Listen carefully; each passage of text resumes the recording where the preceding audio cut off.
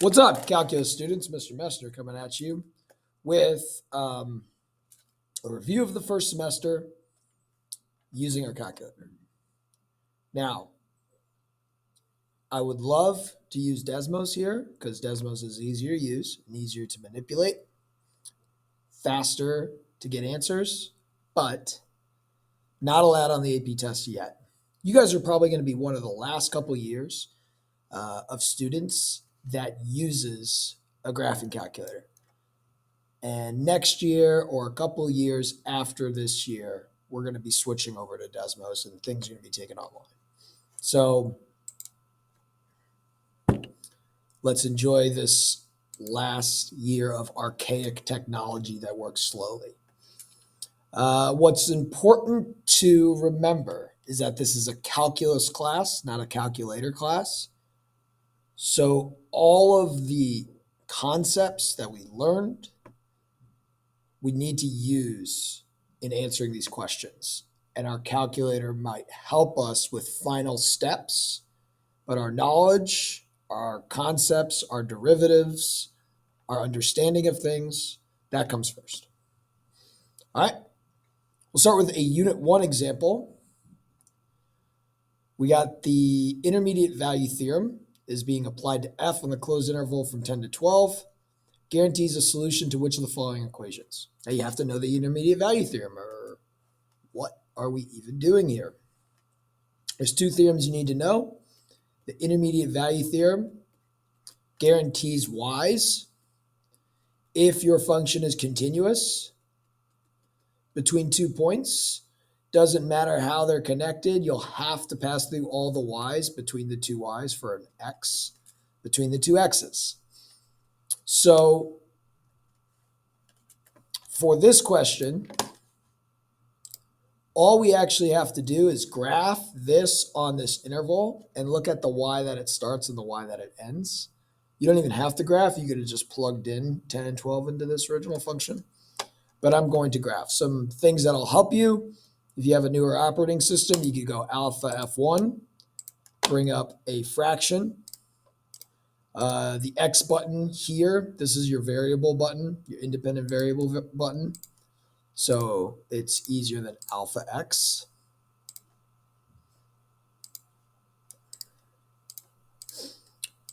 I don't have to do anything derivative-wise, but I do have to understand what the intermediate value theorem is.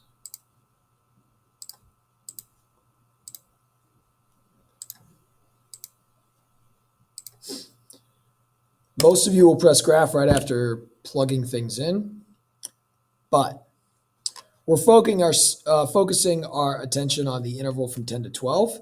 These are x's. What we need to be able to do is adjust our x's so that we can see the graph just in this interval. You might adjust your x's and not see any y's. Well, here's a little hint. Window to adjust x's. And I think we'll talk about this in class. Zoom fit to adjust your y's. Zoom fit will automatically plug in your x's in your window and adjust your y's accordingly. So if I switch my window to 10 to 12 for x's and then do zoom fit, boom, we see my graph completely from 10 to 12.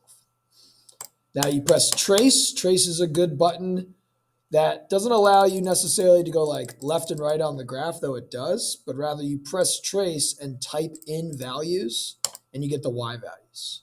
So you can see in this situation, my graph starts at 29 and it goes to 59.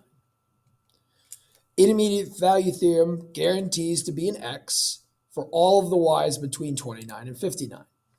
There's only one of these, A, B, C, D, that has a y value between 29 and 59, and that's C. Boom, we're done. All right, switching on to Unit 2, slopes of tangents, when slopes equal certain values, derivative rules. We got this guy. What is the derivative at 2? Two ways to do this. Here's a new way. We can use Math 8. Math 8 actually pulls up ddx, pulls up the derivative. You can type in the derivative of the function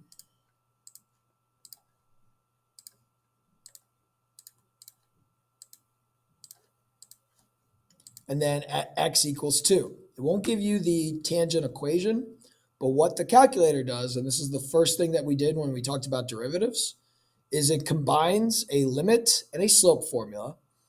It plugs in 2 points very, very close to 2 into the function, plugs it into a slope formula, gets a good approximation for the tangent slope. And that's it.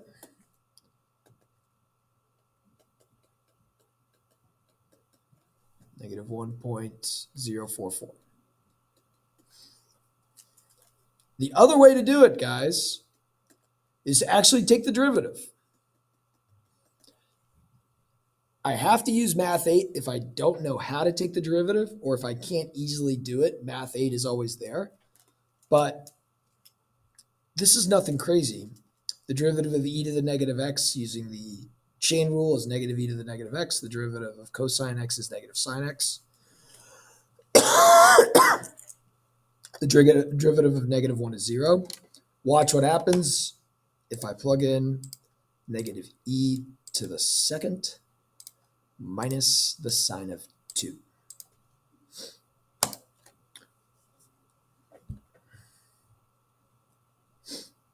Something happened. What did I do wrong?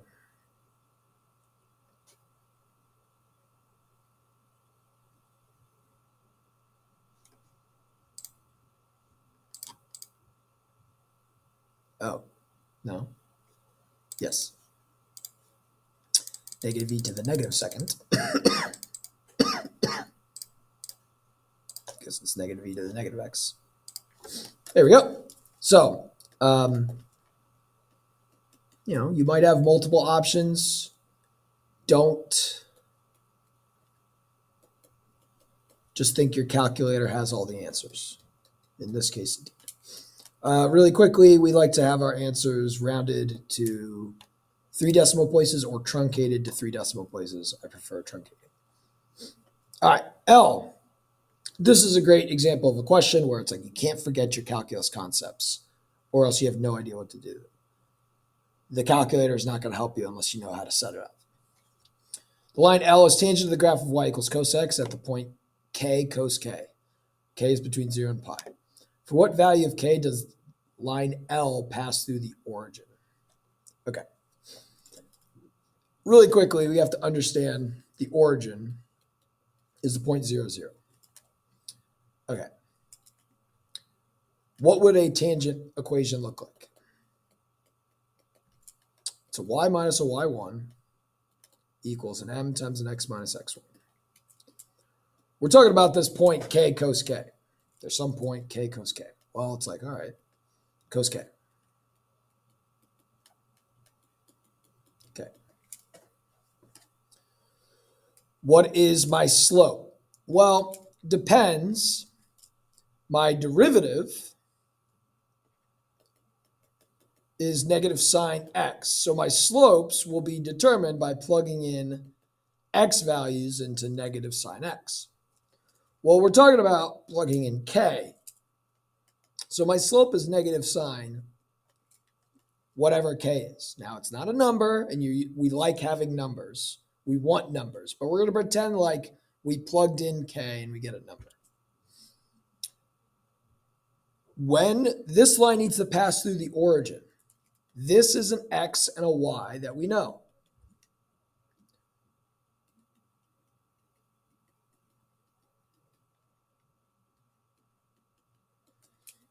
We get this equation. Have to be able to graph, have to be able to take a derivative, have to be able to solve equations with our calculator. How do you solve equations? This is very important. Solving equations. Y equals the left side, y equals the right side. Find the intersection. Find the x values for which the y values equal each other. I will graph y equals negative cos k. I'll replace k with x. K is an x. Y equals negative sine k times negative k, so positive k sine k. This would be a great question to do with Desmos because I could quickly and easily get the answer and then show you the beauty of it. But instead, it's going to take me forever. Negative cos k, negative sine k times negative k. Just keep it simple. We're talking about between 0 and pi. So not 10 to 12, rather 0 and pi. Zoom fit, that's zoom 0.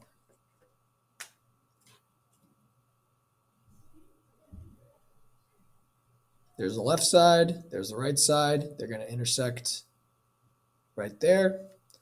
Second calc intersect. Enter, enter, enter. You need to know how to find intersections. You can just click it. Cool. The solution is the x. Now, quickly, if you find an intersection in your graphing window, second quick to go to your home screen, you press X, you get that X. So X, which is being replaced by K, or X is replacing K, is 2.7983866046. That's my answer. Now let's try to see, and I'm going to go ahead and store this. You don't have to do this, but I'm going to just store this as A, just to show you the work that we did, the visualization of it. I'm going to graph cosine x. I'm going to graph this tangent line equation, which will be negative sine, my value, that's my slope, times x minus my value. Oops.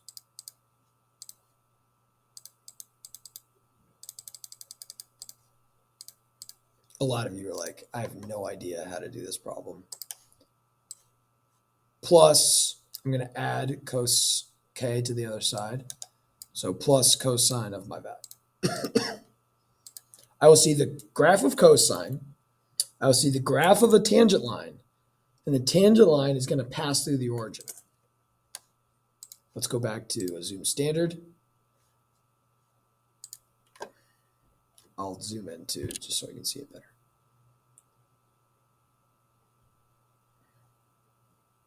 Oh, I was a little bit worried.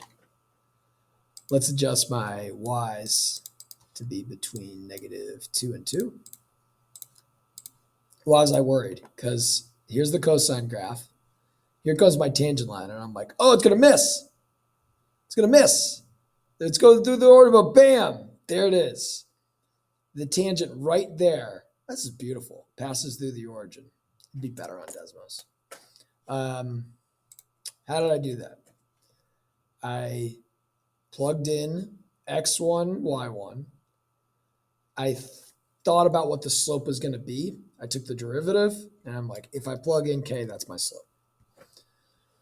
We have the point 0, 0. I plugged in 0, 0 as an x and a y. That helped me solve for k. Boom. Great question. Probably a little bit advanced for your midterm. Not too advanced for your midterm. This is a great question for your midterm. F and G.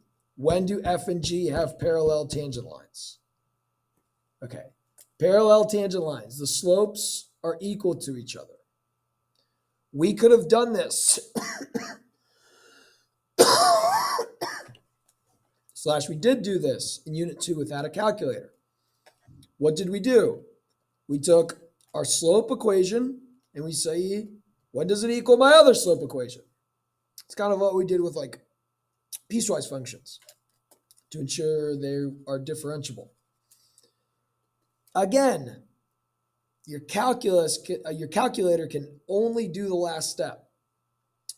Your calculator helps you in the end. You have to get the setup using your calculus knowledge. You have to take the derivative. You can't use math 8. Math 8 is only the derivative at a point. You need to provide the derivative equation. This is what Newton discovered. The existence of the derivative equation, the tangent slope equation, the M equation. Your M equation for F, don't forget, derivative of 3e to a power is 3e to a power. The derivative of 2x is 2. Multiply these together, you get 6e to the 2x. This is 18x squared. When will these slopes equal these slopes? It's not something I can solve by hand. I have to use my calculator.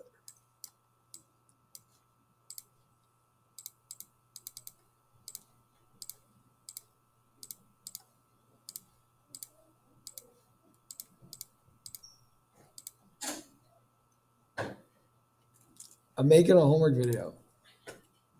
Oh, thank you. Should I pause? No, it's going to take a while. All right, I graphed y equals both sides. I can't find the intersection just yet because my y's are probably too crazy. I could zoom standard. There should be one intersection. This is another thing where like Desmos. Desmos would be a lot quicker. I think there's just going to be one intersection, not two.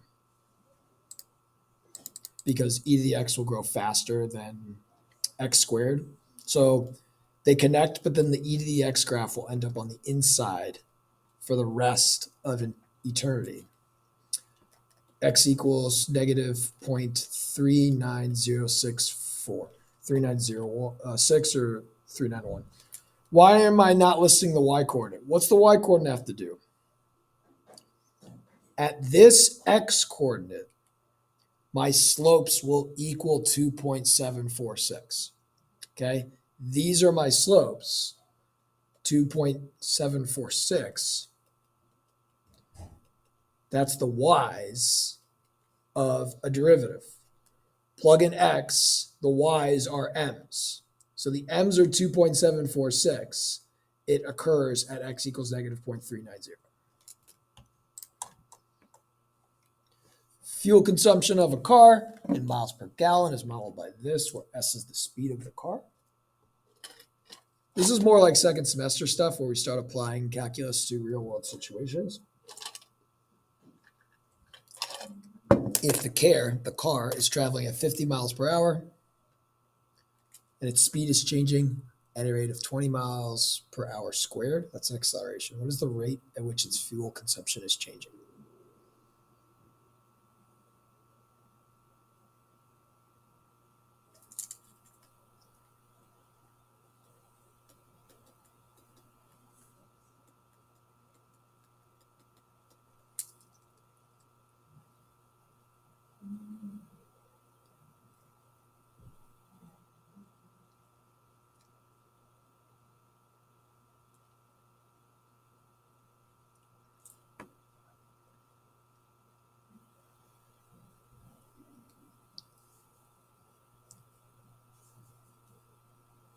This is fuel consumption in miles per gallon, modeled by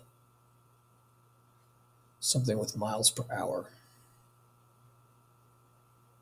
How is the fuel consumption changing?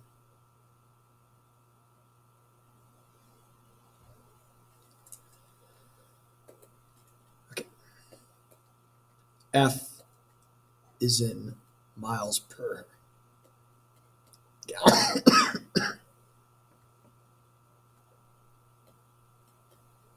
And it's based on miles per hour,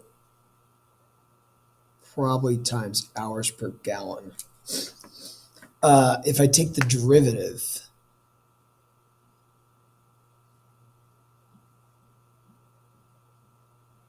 I feel like I just want to take the derivative at 50. This is miles per gallon. Miles per gallon squared would be the derivative. I feel like I don't need a DSTT because they're not talking about Yeah, honestly, I'm not 1000% sure. I think we're going to take the derivative of f at 50. I'm going to just math 8 this and forget about it. And you're not going to see this on your quiz or on your test. It's a little bit weird. I don't know why I asked this question. Don't plug in 50. Take the derivative of it at 50.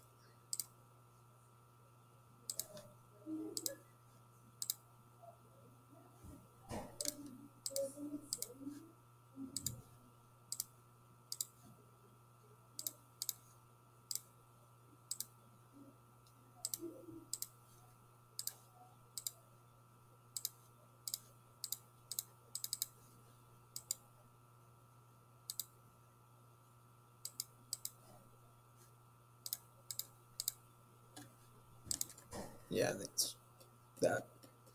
Whatever. Moving on. Great question. Here's another example of your calculus knowledge being the first thing you have to worry about, your calculator being the second. We got a function. When is the instantaneous rate of change the same as the average rate of change? Yo, this is the mean value theorem. Mean value theorem says if you got 2 points and you're smoothly connected, you're differentiable, there's guaranteed to be at least one situation, 1 point, where the tangent slope is parallel to the secant slope. Tangent slope is an instantaneous rate of change of a function, how quickly a function is changing.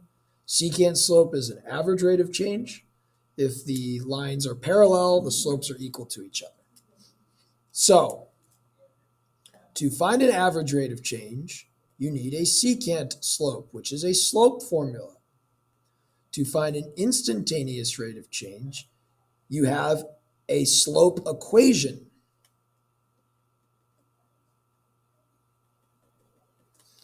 When will this equal that is the question. Well, now I have to find f of 4 and f of 1 over 4 minus 1, or I have to plug in 4 and 1 into the original equation. Again, you don't use your calculator to answer everything. You use your calculator for the last step. 4 plus log 4 is that value. 1 plus log 1 is just going to be 1 because I know the natural log of 1 is 0. So I have y2 minus y1 over x2 minus x1. There's my secant slope. When will that equal my tangent slope? This is something I actually can find by hand. Take this value, subtract 1, flip it. Okay, that's how you can find the answer by essentially hand, but I'll show you the other way to find it using your calculator. Say, you're like, oh, I don't know how to solve this equation, which is just subtracting 1, flipping both sides. You could take this value, either write it down fully or store it. If you don't like, how'd you store it? You don't have to store it, guys. So if you don't know how to do that, don't worry. Just write down all the, write down all the values, all the decimals, and you're fine.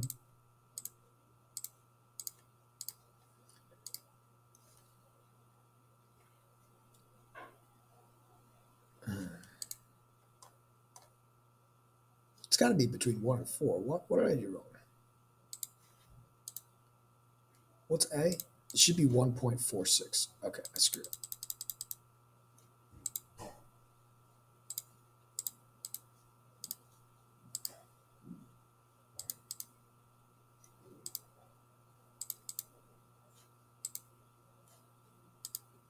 There. 2.164.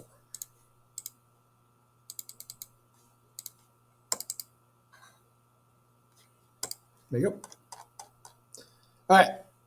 Switching over to unit 3. It's been a while since we've really done these derivative Sign analysis problems, calculus leads the way. Calculator second. Unit 3 was all about your signs of your derivative tell your original function's increasing or decreasing. If a derivative is positive, the original thing is increasing. If a derivative is negative, the original thing is decreasing. We can go one step further.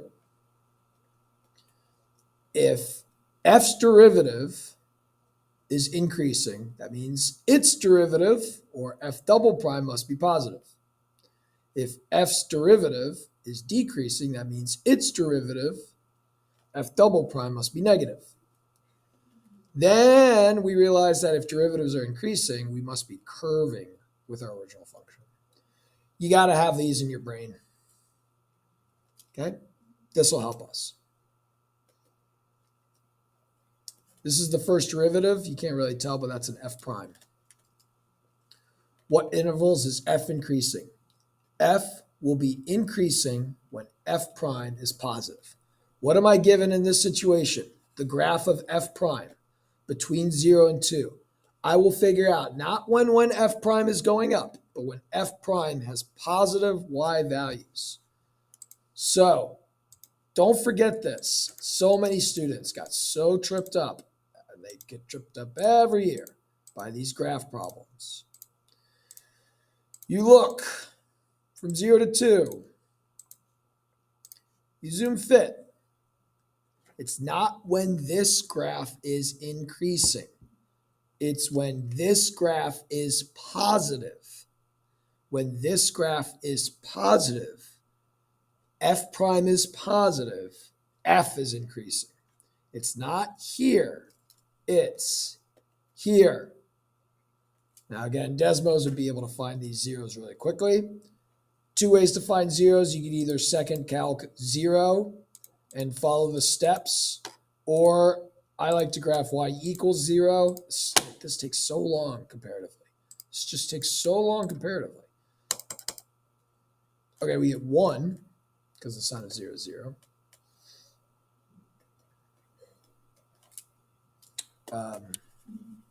Open intervals between 1 and, let's find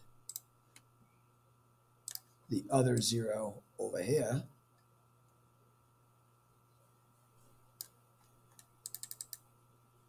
$1.690.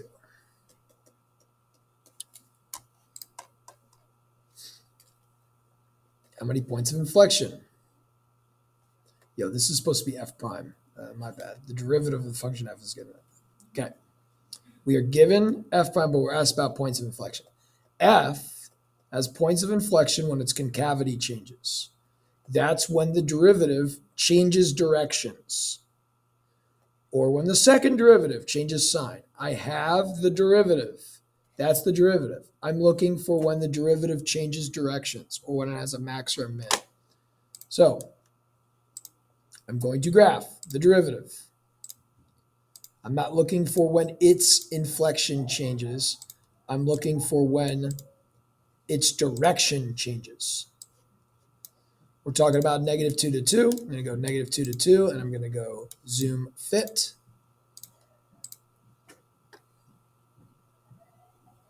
One direction change, 2 direction changes, 3 direction changes, 4 direction changes, 5 direction changes. Decreasing, increasing, decreasing, increasing, decreasing, increasing. 1, 2, 3, 4, 5. 5 points of inflection. Okay. There's another way to do this question where you could take the derivative, look at f double prime, and see when it changes sign, but it would take too much work. Okay. F is concave down. Again, it's the charts that lead the way. F is concave down when f prime is going down, or when f double prime is negative. I'm given f prime. I need to find when f prime is decreasing. So I'm going from like a max to a min. We're looking from -1.5 to 1.5. Let's do it. E to the x to the 4th minus 2x squared plus 1 minus 2 from negative 1.5 to 1.5. Zoom fit.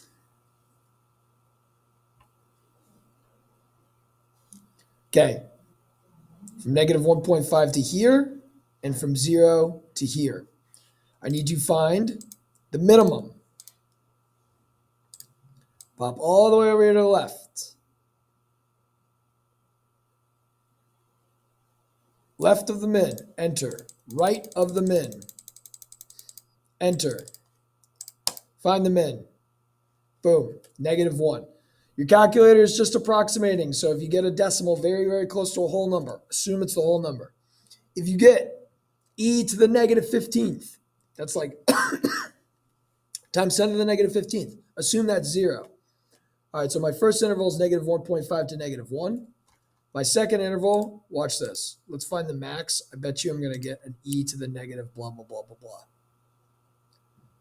Left of the max, right of the max, e to the negative like 15th. Find the max. Perfect. Here, negative 1.628 e negative 7. Yo, look at this value. It looks like it's when x is 0. It is. So your calculator is approximating. It's using numerical approximations. This is another reason why this technology is just like so defunct. Like programs can do a better job than this. Desmos can do a better job than this. Desmos is not going to give you some crazy times 10 to a negative value. Desmos will just tell you 0 because it's more sophisticated. Anyways, I'm getting off my soapbox. But it's something I need to talk about. All right, now we're going to the min because this is when f prime is going down. Here's left of the min, right of the min.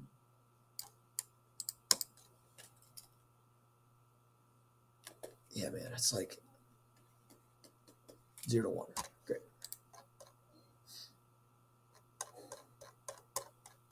Oh, sweet. 2 questions. I got nothing on unit 4 and unit 5. I guess we're like just calling it done with that e to the x problem, and I'm okay. Most of your calculator active questions are really unit 2, unit 3. All right. When does f have a max? When f goes up then down, it has a max. That's when f prime changes sign from positive to negative. What do I have? I have f prime. I will be looking at when this graph changes from positives to negatives, not when this graph goes up and down. This is the biggest mistake students make, is that they just find the maxes of f prime. But think about it. What is a max of f prime? It's going to be a point of inflection of f. It's when f prime changes directions, f prime changes direction, f double prime changes sign. All right, x cubed minus 4 sine x squared plus 1 between negative 2.5 and 2.5. Zoom fit.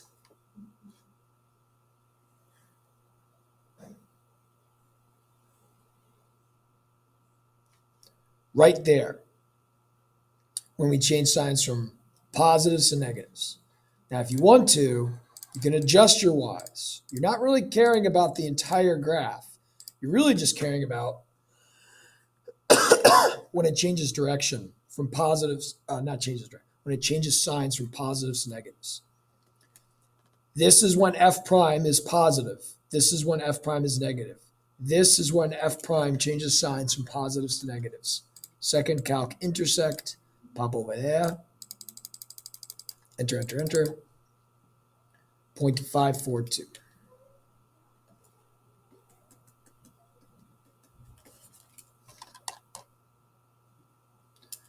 This is f prime.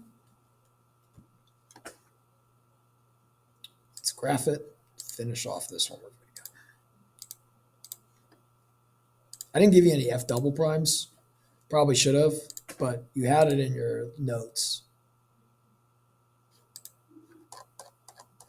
I should have given you an f double prime. Remember, like, if I give you the graph of f double prime, You're just looking at the signs, and I'll tell you about the concavity of the original equation.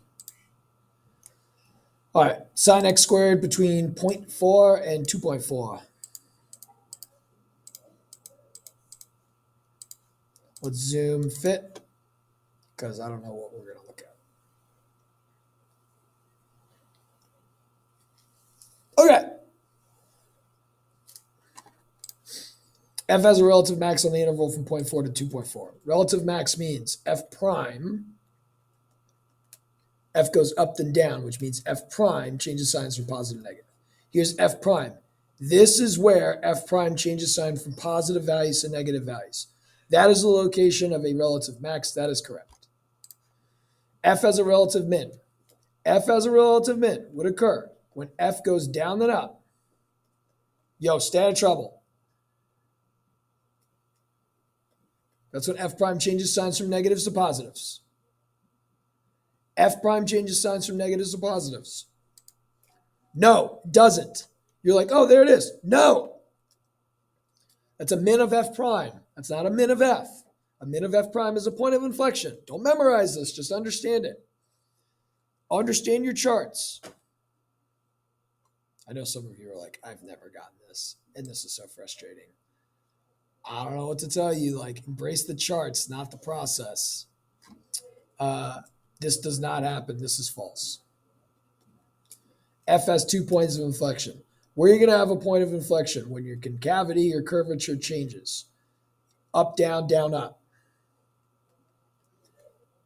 That occurs when F prime changes direction or when F double prime changes sign. Now, I'm not giving F double prime, so I'm going to focus on F prime and its direction. F prime changes direction here. F prime changes direction here. So since F prime changes direction twice, F does have 2 points of 1 and 3.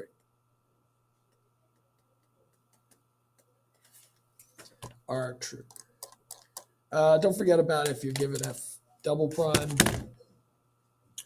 Like in the notes, we did F double prime stuff. You ready for that? But that's it. Okay, calculator. Last maybe year, maybe like second to last year of using these old, dysfunctional, slow graphing calculators. Switching to Desmos in the future. Can't wait.